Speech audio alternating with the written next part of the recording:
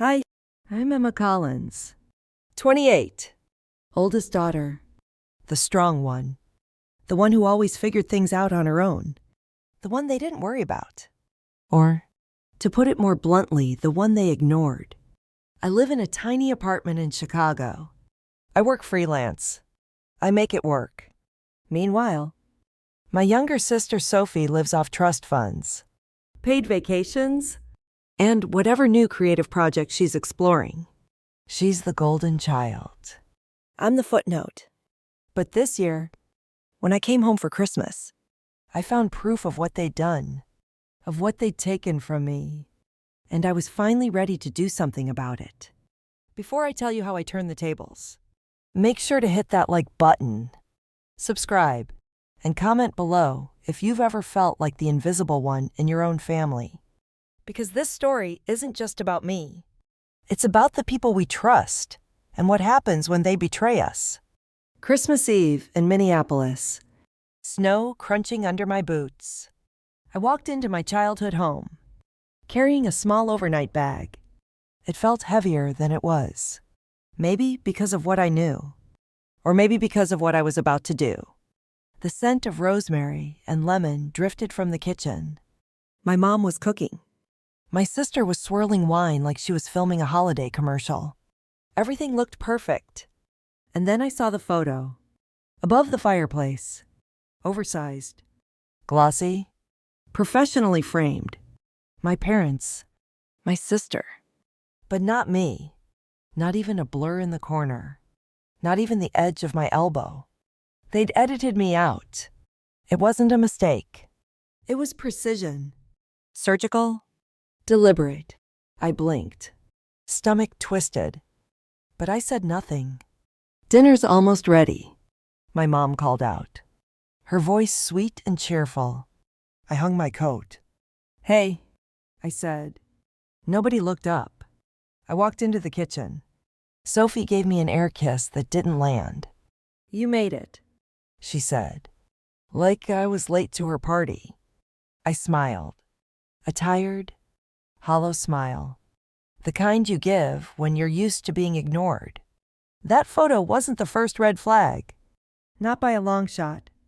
Looking back, the signs were always there. I just didn't want to believe them. Not when I was 8 and my mom forgot to pick up the pizza for my birthday party.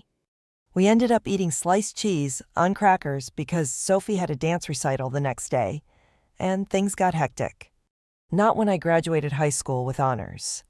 Got a scholarship, and sat at the kitchen table, asking if they could help cover the rest.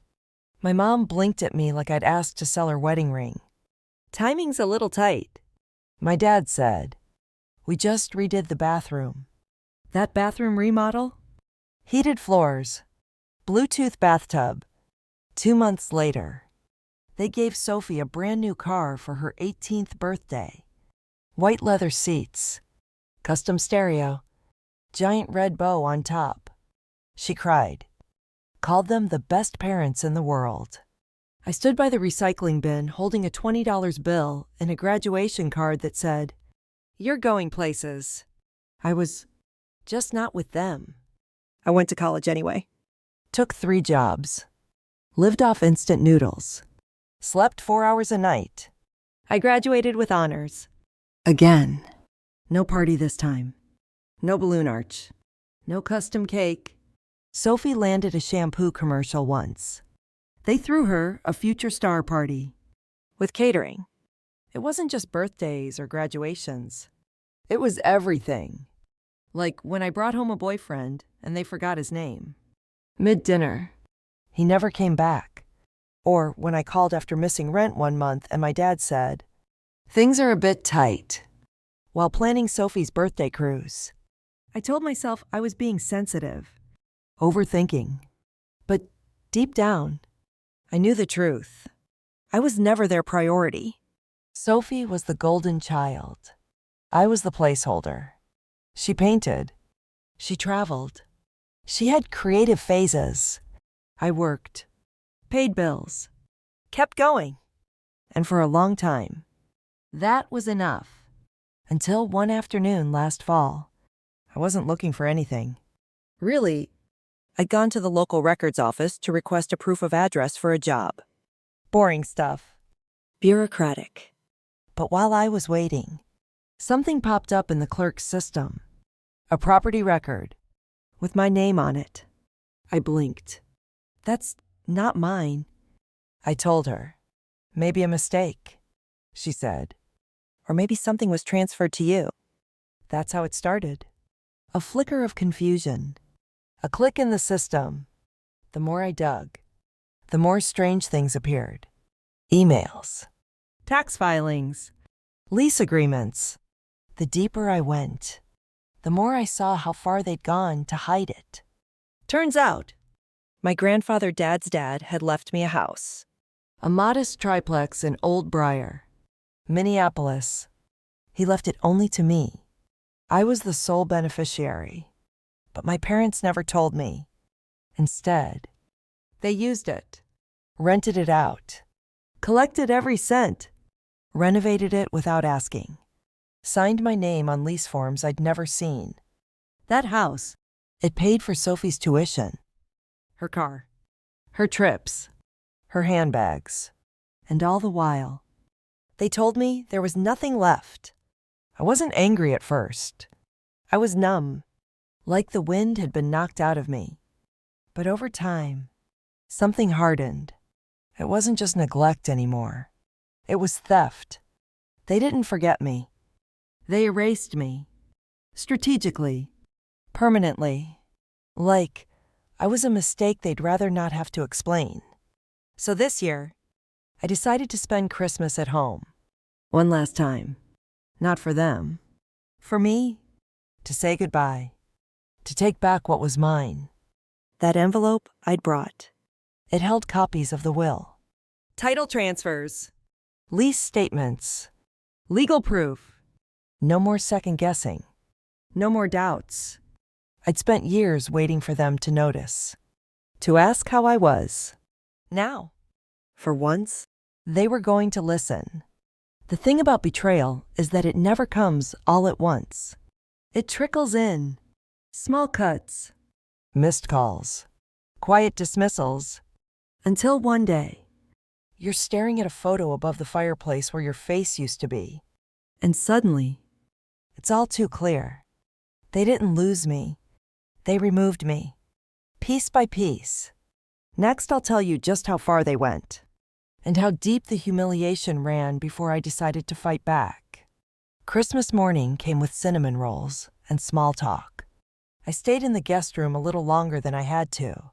Not because I was tired, but because I wasn't ready to play pretend. Not again. The mattress was stiff. The lamp flickered when I breathed too close to it. There was dust on the shelves. A stack of mismatched towels. And a frame with some generic photo of pine cones, like I was staying at a rental. Not the house I grew up in. Not my room. Just the guest room. When I finally walked into the kitchen, my mom was plating scrambled eggs like she was hosting a brunch show. Sophie sat barefoot, sipping almond milk from a wine glass. No one looked up. Morning, I said. Hope you slept okay in the guest room. Mom replied, without breaking her pose. The mattress has a personality, I said. She laughed, like I was joking.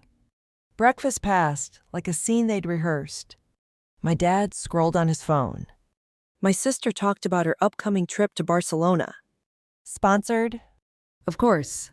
She sighed dramatically. Travel's so stressful. She didn't pay for her flight, or the luggage, or the suitcase, or the shoes inside it. Still, devastating. Not one of them asked how I was doing. Not where I lived. Not what I was working on. Just one question from Dad, if I still had that little car. Translation. We haven't kept up with you at all. But we're pretending we care. I didn't respond. I just sipped my coffee and watched Sophie unwrap her latest gift, a designer handbag she wasn't expecting. She squealed. Oh my God. You guys. This is perfect. My mom smiled. Teary-eyed. My dad grinned like he'd just closed $1 million deal. Meanwhile, I got a mug. It said, somebody's favorite daughter. Maybe it was supposed to be ironic. Maybe not. Hard to tell. After dessert the night before, Mom offered me the guest room like she was doing me a favor. I had nodded. too tired to argue. But sitting there, watching Sophie beam under the lights, I realized something. they didn't just forget me. They'd convinced themselves I didn't exist. Not really. Not in the way that mattered. I could vanish tomorrow. And they'd still post matching pajama pictures with a caption like, "Family means everything." I'd become background noise. The kind you don't notice until it's gone. And maybe that's what made the moment so sharp. Because once you recognize your place in the hierarchy, it changes you. I didn't need confirmation anymore. The photo above the fireplace was confirmation. The mug. The room. The questions they never asked. All of it. I wasn't part of the family. I was furniture. Invisible. Replaceable. But the thing is, furniture doesn't fight back. People do. And I'd brought receipts. Literal ones. Back upstairs. I sat on the edge of the bed, reached into my bag, pulled out the envelope. Heavy, sealed. Thick ivory paper. Legal weight. I turned it over in my hands. For years, I thought I just wanted their approval. a little kindness. Some effort. But now, Now I wanted the truth to speak louder than I ever could. Not rage. Not a dramatic speech. just cold. Quiet facts. Because sometimes, the most powerful weapon isn't yelling. It's letting the silence do the talking. I didn't know exactly how it would go, but I knew what I had to do. They were never going to give me what was mine. So I'd take it back myself. No shouting. No breakdowns. Just a sealed envelope, placed on a table, nestled between coffee mugs and torn wrapping paper. They wouldn't see it coming, but I was ready. Coming up the plan. And the moment I finally made them see me, I waited until the presents were halfway unwrapped. not because I was building up to some dramatic moment, just the opposite. I wanted it to feel casual, Forgettable, even. because that's what they'd always made me feel. Forgettable. Sophie was showing off her new designer tote like it had just been pulled from a museum. My mom sat with that familiar misty-eyed look she always saved for moments she could romanticize online later. My dad sipped coffee, glancing at the mess of wrapping paper. Probably hoping he'd missed a gift under the tree. That's when I reached into my coat pocket, pulled out the envelope. Thick, white, sealed with a raised gold sticker, and I slid it onto the table, quietly, between the mugs and the gift tags. No announcement, no speech, just placed it there. 10 minutes passed before anyone even noticed. It was my mom. Of course. She spotted it the way she always noticed fingerprints on a mirror, like it personally offended her. What's this? She asked, holding it up like it might be a bill or an RSVP meant for someone else. I didn't look up, just sipped my coffee. It's from me, I said. Her fingers paused. Should we open it now? I shrugged. I'd prefer you didn't. Naturally. She opened it anyway. My dad leaned in. Sophie kept fluffing the tissue paper in her tote bag like it was made of gold leaf. And then the room changed. Not suddenly, but you could feel it. Like when you realize the milk in your coffee's gone sour right after you swallow. The paper rustled as my mom turned pages. 1, 2, 3. My dad's mouth went tight. His eyes scanned faster. They weren't talking anymore. Sophie finally looked up. What is it? No answer. What's going on? She asked again. Louder this time. Still silence. That was my cue. I stood up. Slow? Deliberate. You knew, I said. Voice steady. Merry Christmas. My mom looked up. What is this? Her tone was flat. Not angry. Not confused. Just blank. That, I said, is Grandpa's actual will. Her face didn't move. I've seen the will, my dad muttered. We handled the estate. No, I said. You handled what you told me was the estate. You never showed me anything. Just said there wasn't much left. That he left some keepsakes and maybe a bit of cash. He blinked too much. Like he was stalling for time. I continued. That version didn't mention the rental property near Old Briar Park. Probably because you were already collecting rent by then. He dropped the papers onto the table like they'd burned him. Where did you get this? Oh, you know, I said casually. Public records, title searches, tax filings, a couple phone calls, a patient lawyer. Sophie blinked. Wait, what rental property? The one by the park, I said. The one you used for that photo shoot last year. Her mouth opened, then closed. My mom finally found her voice. Sweetheart, this isn't what it looks like. I smiled. That's funny. Because it looks a lot like fraud. She flinched. You used my name, my legal rights, my inheritance, and you told me there was nothing left. It wasn't like that, my dad said quickly. It was complicated. No, I said. It wasn't. The will is crystal clear. Grandpa left the house to me. Full title. Sole beneficiary. Which means all that rent you've been collecting. Stolen. All those renovations. Unauthorized. He rubbed his temples. You always overreact. That made me laugh. Right? I'm dramatic. You edited me out of a family portrait and stole my property. But, sure. Let's talk about my tone. Sophie looked genuinely lost now. But that house paid for my tuition. I know, I said. And the car. And the Mexico trip. And probably that tote bag you're cradling like a newborn. Her jaw tightened. You never needed it. You were always the independent one. You never asked for help. Because you made sure there was nothing to ask for, I replied. My mom's voice dropped into that soft, polished tone she used at boutiques when returning things without a receipt. We didn't think you'd want the responsibility. You were always so far away. I was far away, I said. Because you made it clear I didn't belong here. And now, I wasn't asking anymore. I was taking it back. Coming up next, what happened after I reclaimed what was mine, and how fast their perfect little world came crashing down. My dad pushed back from the table. His jaw was tight. You need to calm down, he said. And I, without raising my voice, without flinching, replied, and you need a lawyer. He froze. I'm not suing, I added. Yet? But the title's already been transferred back into my name. The tenants have been notified. Rent payments go to me now. Effective immediately. My mom looked like she might cry. But that house was our income.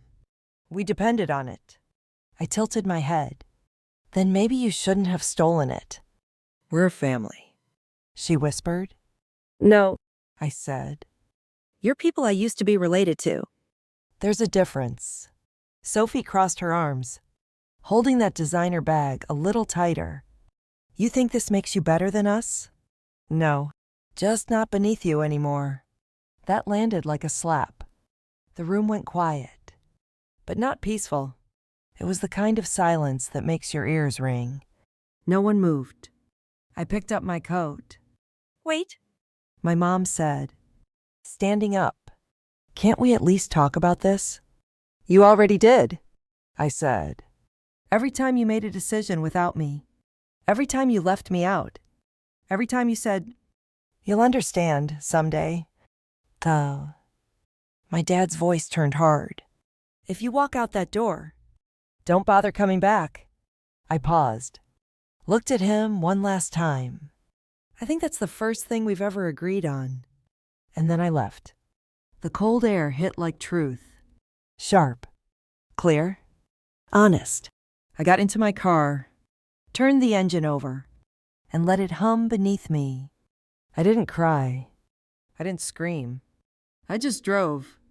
Because sometimes the loudest thing you can say is nothing. So, 3 weeks later, the first message came. From my mom. Short. Polished. Carefully worded. Hey, sweetheart. We've been talking and think there's been a misunderstanding. Can we chat sometime this week? Hope you're well. Love you. No punctuation after love you. I didn't reply. Your sister is very upset. Blindsided. Not when they took what wasn't theirs. No? The crime wasn't stealing. It was me finding out. Didn't touch it. Then came a voicemail from my dad. I didn't listen to it. The last time he called me kiddo was when I offered to help with his retirement account. He'd laughed and said, "Let's leave the money stuff to people who understand it." Apparently, they did understand money when it was mine. Sophie emailed a week later. You really think this makes you the winner? Take the house. But don't come crying back when you realize money doesn't buy family. Then another one. The next day. Mom and Dad are really stressed. They're talking about selling the condo? That's what you wanted. Right. Congrats. That one. I read twice. Not because I felt guilty, but because it was the first time I saw just how fragile their setup really was. That house, the one Grandpa left me, was the foundation. 3 units. Steady income. It paid their mortgage, their trips, Sophie's tuition, even some skincare that was definitely cosmetic surgery. When I took it back, the whole machine sputtered, and I hadn't even asked for back rent. Yet, by spring, I started hearing whispers. A neighbor mentioned they were trying to refinance the condo. Someone else said my dad was consulting again, which meant cold calling old clients and hoping one still owed him a favor. My mom picked up weekend shifts at a boutique downtown, the kind of place where she used to shop. Now she rang up yoga pants and avoided eye contact. Sophie. Back home! Her city apartment was too expensive. Her clients dried up. Her art collective had imploded, or maybe just vanished. The GoFundMe she launched for her next creative chapter raised $83. 2 of those dollars were from my ex-boyfriend. I don't know why that detail made me laugh, but it did. Meanwhile, I fixed up the house. My house. It was dusty, a little unloved, but it was mine. I hired a contractor, repainted, replaced windows, cleared out their old furniture, donated most of it, except one chair, a navy blue armchair I remembered from childhood. The only thing that felt like it hadn't come with strings. The tenants thanked me. One even left a note. Said I was the first landlord who treated them like a human being. That meant more than any apology I never got. The revenge wasn't loud. It wasn't messy. It was quiet. Precise. Just like the way they erased me. Except now, I was the one holding the scissors. And in the next part, I'll tell you what came after. The fallout. The silence. And what peace really feels like. It's strange how quiet everything became after that. Not just literally, although yes. The phone stopped buzzing. The inbox stopped filling, but emotionally too. The kind of quiet you notice in your bones. At first, it felt eerie, unnatural, like something should be happening. A fight, a scream, a tearful phone call begging me to come back. But nothing came, just silence. And then, eventually, that silence turned into space. Not the empty kind. The kind you can breathe in. The kind that feels like a room with the windows finally open. That's what taking my house back gave me. Not just justice. Not even closure. Really, it gave me room. I stopped checking my phone every hour.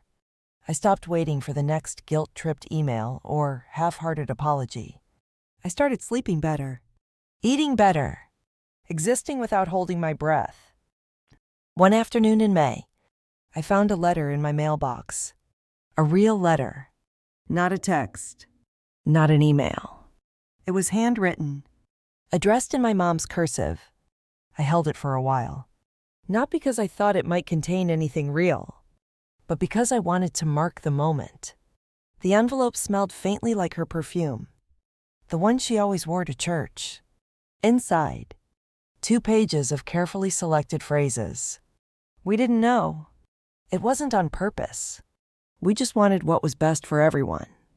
My favorite line, "You've always been so strong. We didn't realize you ever needed us." That one hit hard. Not because it was true, but because it was what people say when your silence has served them, and now they need to pretend it was mutual. She ended with, "We hope one day you'll come home. Maybe we can start again. Maybe we can be a family." There was no mention of the house, no mention of the money, no acknowledgement of the years they spent writing me out of my own life. Just hope, and maybe, and start again. I folded the letter and placed it in a drawer. Didn't respond. Didn't throw it out. Either. That was the last time my mom reached out directly. 3 years passed. One summer afternoon, I was in a used bookstore near downtown when I ran into our old neighbor, Mrs. She blinked at first, then smiled. Emma. "Oh my goodness. Are you still managing the property up on Old Briar?" I smiled. "Still am." She paused, then said, carefully, "I heard your parents went through a tough time." I didn't say anything. She gave a small nod. Well, you look happy. "That's good." And I still am. I live in that house now, not because I have to, but because I want to. Because it's mine. Every morning I wake up to birdsong and soft light instead of snide comments and cold glances. I rebuilt the garden in the back. Painted the porch. Replace the mailbox. The windowsills are lined with plants, now the kind that thrive on light and not much else. There's a photo on the mantel. It's of me, standing in front of the house, holding the keys on the day I moved in. No one else is in the frame. Just me. And it's my favorite picture, because no one had to be cut out of it. Occasionally, I still hear about them. A forwarded message from a cousin. A Christmas card with no return address. Just thinking of you. Hope you're well. I never write back. Not because I'm bitter. I'm not. In fact, that's the strangest part. I'm not angry anymore. Not waiting for an apology that won't come. Not hoping for some last-minute redemption. Because I already got what I needed. I have my name on something permanent. A life that's mine. A version of family that doesn't require me to shrink to fit in. There was a time I believed that if I just worked hard enough, was good enough, quiet enough, they'd finally see me, finally love me the way they loved her. But real love doesn't have to be earned. Real love shows up, checks in, doesn't ask you to prove your worth. What they gave me was conditional. What I gave myself. Everything they didn't. Sometimes, I think about going back, not to them, but to the little version of me. The girl who baked her own birthday cupcakes and never got the pizza she was promised. I wish I could tell her it wasn't her fault. That she was never invisible. She was just surrounded by people who refused to look. And now, finally, there's no one left to silence her. She lives here now. In this house. In this life. Where she gets the biggest room. And the last word. So where does that leave me? And what would I say if they called tomorrow? I'll tell you exactly what I've learned in part 7. What all of this meant. What I regret. What I don't. And the one question I still ask myself, because this isn't just about property or inheritance. This is about identity. and the freedom to walk away from people who never chose you back. Stay with me. Let's finish this together. So, what did all of this mean? The betrayal, the silence, the property, the years I spent wondering if I was just too much or not enough. Now that I'm on the other side of it, people ask me, do you ever regret walking away? And the answer is no. But I do wish I'd done it sooner. I spent years trying to earn a kind of love that should have been unconditional. I twisted myself into a version of who they might care about. The helpful one, the responsible one, the she'll be fine daughter. And for what? So they could call me strong while using my name on lease agreements I never signed. So they could throw parties for my sister with my money and still look me in the eye like nothing was wrong. That wasn't love. That was convenience. It took me too long to learn the difference. What I've come to realize is this. Sometimes the people who raised you only see you through the lens of who they decided you are, not who you actually became. And trying to change their minds is like yelling into a wind tunnel. It doesn't matter how loud or reasonable you are. They've already chosen their version of the story. And you're not the main character in it. You're the extra in the background, the one they crop out. So you have a choice. You can keep fighting for space in someone else's frame, or you can build your own. Taking back that house wasn't about revenge. It wasn't even about the money. Although, yeah, stability feels nice. It was about something much deeper. It was about ownership, not just of property, but of identity, of self-worth, of the right to exist loudly and fully, even if the people who were supposed to love you made you feel like a burden. And in the quiet that followed, I had to face something I hadn't before. It wasn't just about what they did. It was about how I let it go on for so long. Because deep down, I thought I was strong for staying silent, for not needing anything, for surviving without help. But real strength, it's not silence. It's saying, you don't get to do this to me anymore. It's choosing peace over permission. And sometimes, it's walking away not in anger, but in clarity. People talk about forgiveness like it's this clean, final act.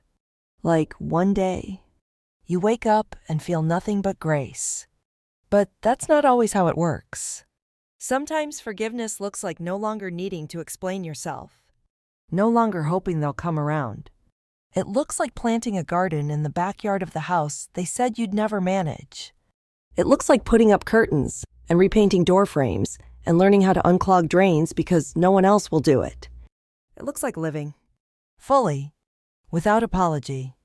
I still get messages sometimes. A birthday text, a forwarded meme from a cousin, a holiday card that reads, "Hope you're doing well." No return address, no real substance, just enough to make it seem like they tried. And I let them sit there, unread, because I'm no longer in the business of convincing people to see me. If they couldn't do it when I stood in front of them, how could they do it through a Christmas card? I know some people would say I went too far. That family is family, no matter what. But I've learned something else. Blood might tie you to people, but it doesn't obligate you to betray yourself for them. You don't owe anyone access to your peace just because you share a last name. Family isn't the people who demand you show up. It's the ones who notice when you're missing and make space for you when you return. The irony. I never really wanted the house. Not as a prize. Not even as justice. I wanted acknowledgement. I wanted someone to say, "We see you. You matter. We're sorry." But when it became clear that would never come, I gave myself something better. A place where I wasn't an afterthought. A home built on honesty, even if that honesty came at a price. And peace. Peace I didn't know I could have. Until I stopped begging for crumbs from a table I wasn't welcome at in the first place. So, no, I don't miss them. Not the way you'd expect. I don't replay conversations in my head. I don't daydream about reunions or teary apologies. I just live. I wake up in my own bed, in a house that belongs to me, and I water the plants on the sill, the ones that thrive on light and not much else. And that's enough. More than enough. Final thought. If you're watching this and wondering whether it's okay to set boundaries, to walk away, to say enough, yes, it is. You are not selfish for protecting your peace. You are not wrong for demanding truth. And you are not unlovable just because some people fail to love you right. They don't get the final say. You do. If this story hit close to home, share it. Leave a comment below and tell me your version of the cropped out photo. And if no one's told you this today, you matter. You're not invisible. And you never needed their permission to take up space. You always had the right to be the main character in your own story. Now go live like it.